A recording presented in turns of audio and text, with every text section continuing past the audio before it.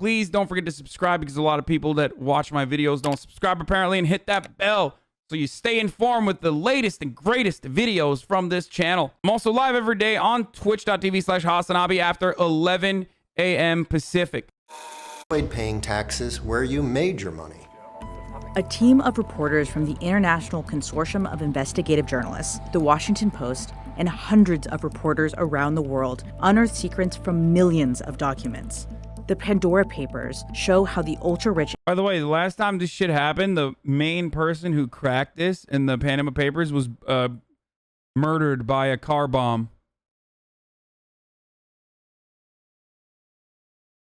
The person who was like leading the Panama Papers, investigation, the journalist, was murdered by a car bomb in Malta.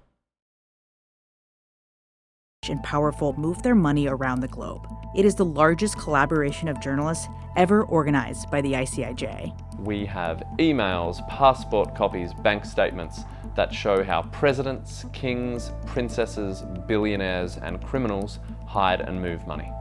There are more than 11.9 million documents that reveal the holdings of powerful foreign figures, including the King of Jordan and a woman widely considered to be the girlfriend of Russian President Vladimir Putin. Crypto scam video with 20,000 fucking live concurrent viewers, dude. It's like when Twitch has those like random fucking channels pop up, like Elon Musk, crypto trillionaire, quadrillionaire, grind set, and then like it's just like botting viewers and it's a crypto scam. That's what you guys got fucking caught up in. The United States, through some very liberal laws in places like Alaska, South Dakota, Nevada, and Delaware, have really become go-to tax havens for global clients. Austin show raid. Oh my God. Oh my God. What's going on? Welcome, welcome, Austin Show Raiders. I haven't seen an Austin Show raid in this channel in so fucking long. Hopefully that just chatting with Rambo situation went fine and exciting. We are currently looking at the Pandora Papers. Hope you guys had a good stream, by the way.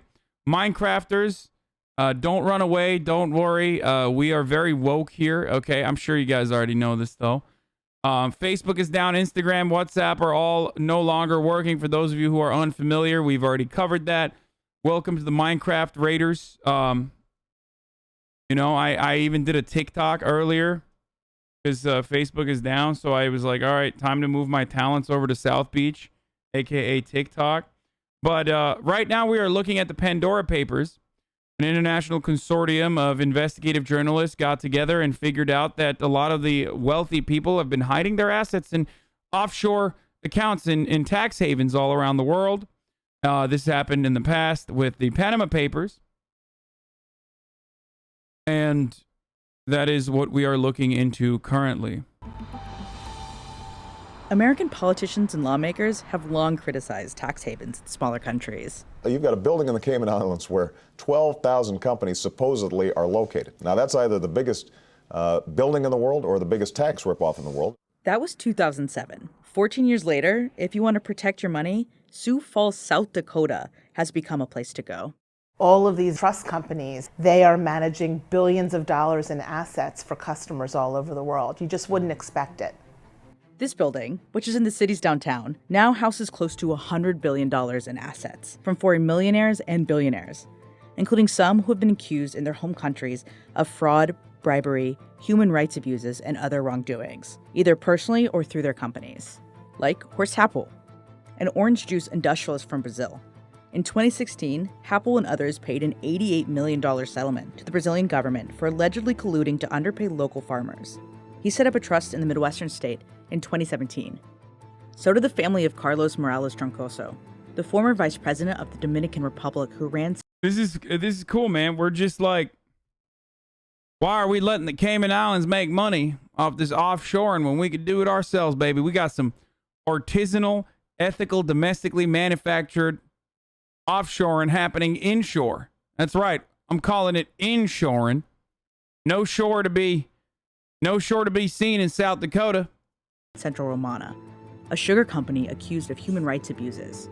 Morales set up his trust in the Bahamas, and after his death, it was transferred to South Dakota for the benefit of his daughters. His daughters, through an attorney, said they have never been involved in Central Romana's operations. And after this, we'll head to South Dakota Yes. Trust Company and tick them off one by one. Okay. South Dakota is one of a handful of states with some of the most liberal regulations for offshore accounts in the world. This is a state that hasn't been traditionally wealthy, and so when lawyers proposed to lawmakers in South Dakota to change legislation, Big words my little gay brain can't. Oh my god, dude. Like Minecrafters have such a funny way of writing stuff on the internet. to turn South Dakota into a tax haven, many of these lawmakers were convinced that jobs and money would follow. Our investigation has shown that that's far from being the case. U.S. law requires trust companies to confirm the identities of clients, but it provides little guidance on who to accept and who to turn away.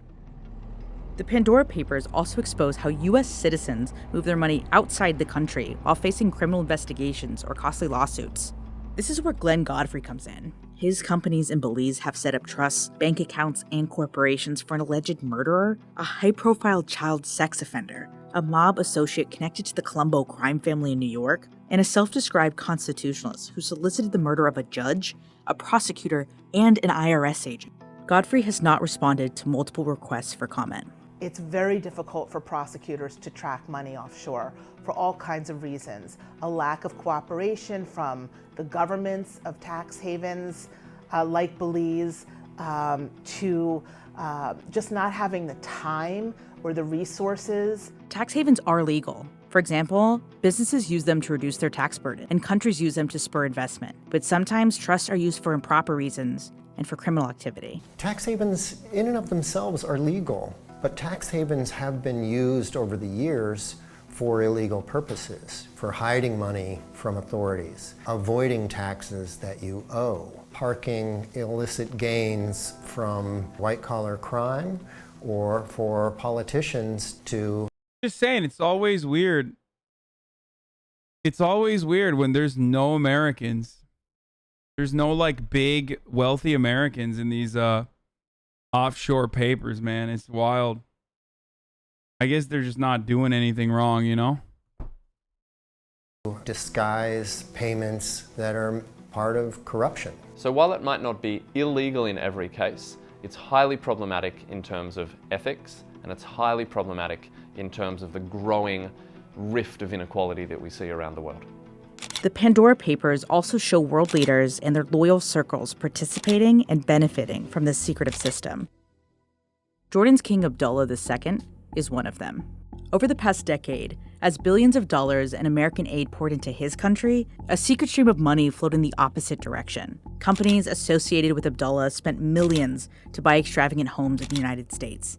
We were able to show that King Abdullah has secretly bought compounds in Malibu or overlooking the Potomac River in Georgetown and in London, and that he has spent more than $100 million in secret over the past 10 or 11 years on lavish properties that are unknown to the people of his country. Abdullah's lawyers said their client did not misuse any public funds or foreign assistance. Another person benefiting from the secretive system is a Russian shop cleaner.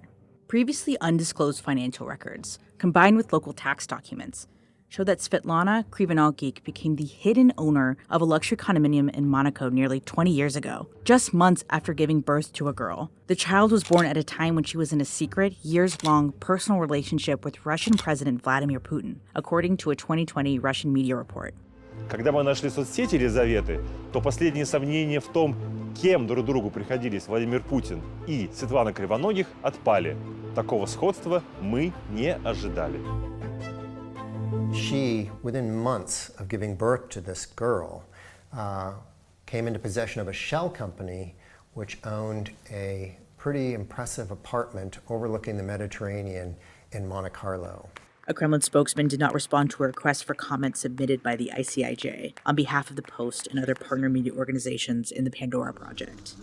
Krivonogeek has not spoken about her alleged relationship. Bro, just normal things, dude. I don't understand. Just normal stuff.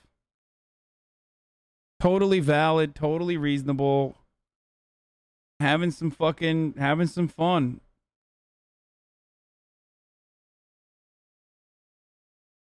Having a shell company. Like, what's up? Relationship with Putin. My man fucks. They really want to keep Putin down. They don't want him to fuck. He's too sexy. Okay? He's gonna come. Or her accumulation of wealth. She did not respond to requests for comment. It's estimated that corporations and the super wealthy have stashed away as much as $32 trillion, untaxed or at a very low rate. This does not include real estate, art, and jewels. That's more than the United States' total gross domestic product in 2020, and more than 10 times the current US budget deficit.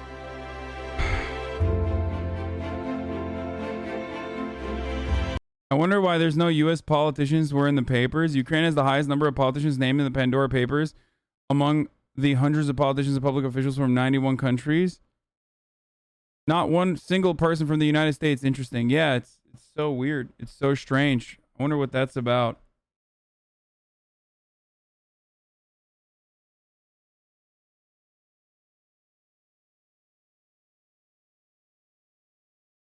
There's no Americans because America doesn't even attempt to tax the rich. Well, there's a couple different reasons. One, because yes, America is already like the functional tax rate for those billionaires who oftentimes just have all of their assets tied to their business and aren't super liquid personally, and for the most part have like lines of credit that they can endlessly open, considering that, like, you know, they're the wealthiest people on the planet. And that doesn't get taxed, which is also known as the infinite money glitch. Like, so aside from the fact that the U.S. tax code is like very good if you're a billionaire or a capital owner in general, and it's very bad if you're a fucking worker, obviously. We also have our own internal tax havens. The other reason why I believe that this kind of stuff always comes out, including the fucking Panama Papers, is that they just effectively always, I don't know, go after ones that don't have American users. You know what I mean? Yeah, we have Delaware Jack.